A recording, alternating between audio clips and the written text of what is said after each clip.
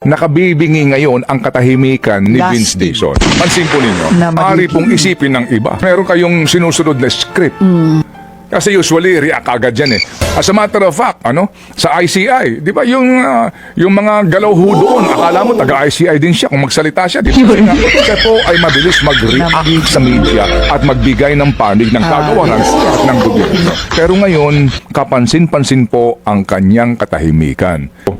Kung ikaw rin si Vince Dizon sa mga panahong ito, mahirap yan kung sa kalooban mo, gusto mong isiwalat ang lahat na nalalaman mo. Oo.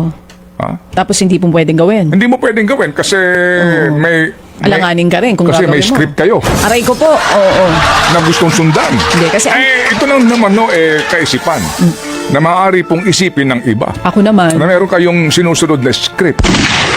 Mahirap po mga kapatid yung ikay na uubligang magsinungaling at magtago ng katotohanan.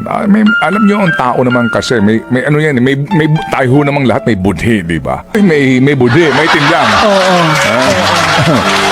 Hindi ko malaman kung saan kamuhugot ng... Kapal na mukha. Hindi, kung ikaw si Vince Dizon, Oo.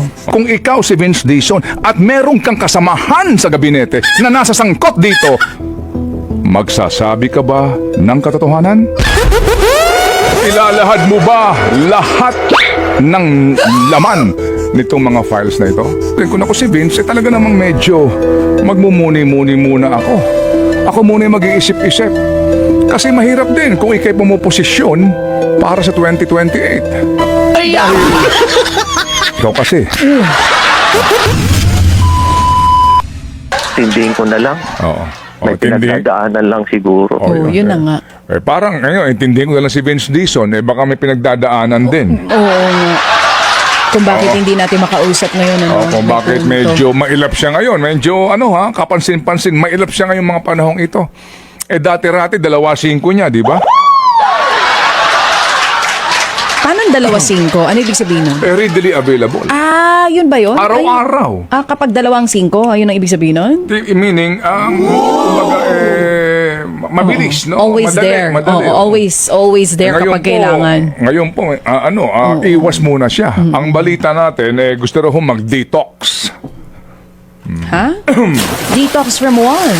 Siguro nga ako, iniisip ko, kung ikaw rin si Vince Dizon sa mga panahong ito, mahirap yan kung sa kalooban mo, gusto mong isiwalat ang lahat na nalalaman mo. Oo. Tapos hindi po pwedeng gawin. Hindi mo pwedeng gawin kasi may alanganin ka rin kung kasi gagawin may mo. script kayo Aray ko po. Oo.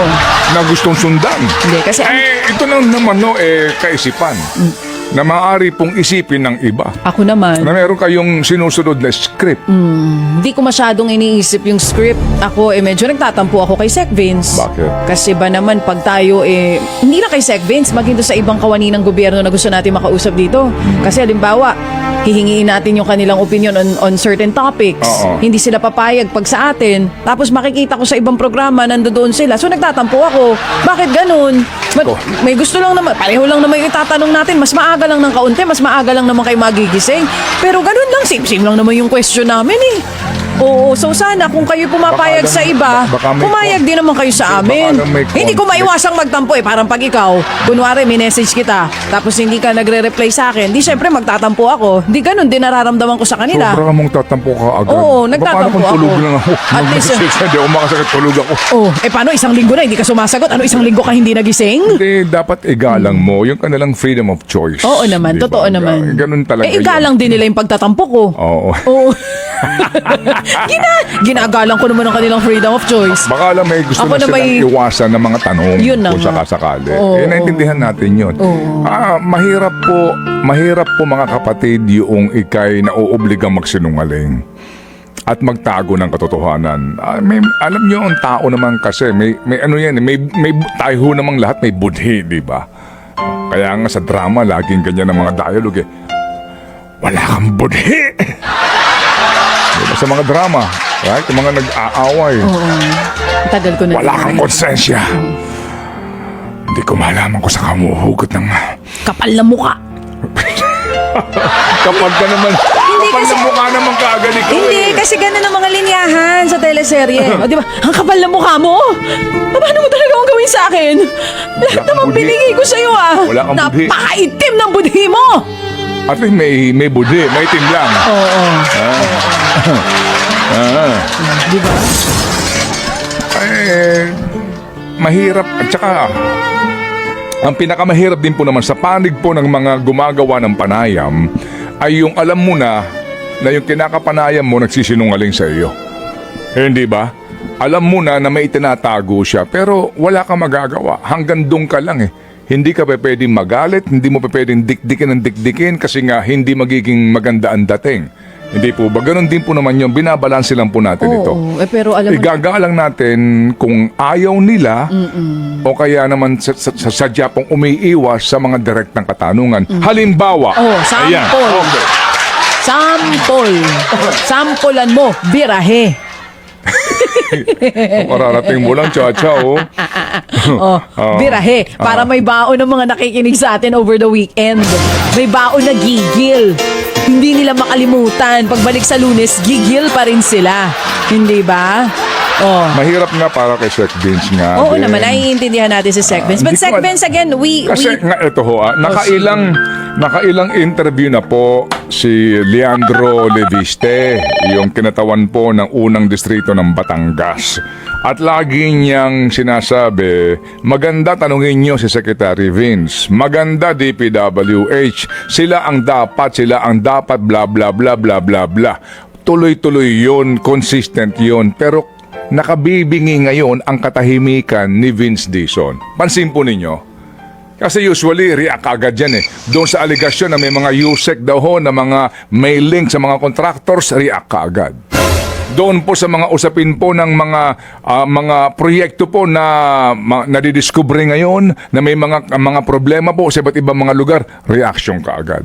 As a matter of fact, sa ICI, di ba yung mga galaw ho doon, akala mo taga-ICI din siya kung magsalita siya, di ba? Kasi nga, siya po ay mabilis mag-react sa media at magbigay ng panig ng kagawaran at ng gobyerno. Pero ngayon, kapansin-pansin po ang kanyang katahimikan. Baka nga din po holiday season o Pasko at gusto niya ho namang magkaroon muna ng peace of mind. Parang mali, no? Magkaroon ho muna ng parang pause.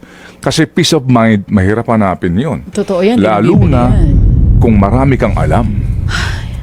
Lalo na, kung doon sa binabanggit na Cabral Files ay may totoo nga na mga cabinet secretary na kasama sa mga proponents.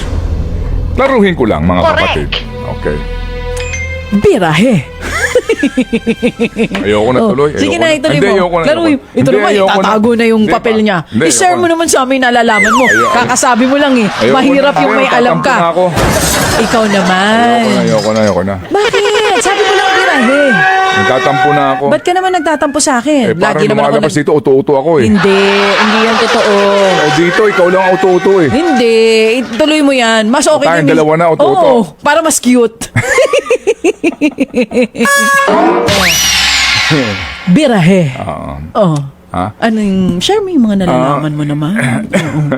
Meron ka bang alam na di namin alam? Ha? Hindi, again, mga kapatid, palagay ko dapat ho talaga dito maging matalino po tayo sa mga pangyayaring ito eh. Una, asan na si Saldiño? Pansin po ninyo na nahimik si Saldiño? Wala na siyang anuman pong installment doon sa kanyang vlog. At yan po ay sa gitna daw ho noong pagkakansila ng kanyang pasaporte at pagkakaroon daw po ng warrant of arrest daw. Pero ngayon, wala na po.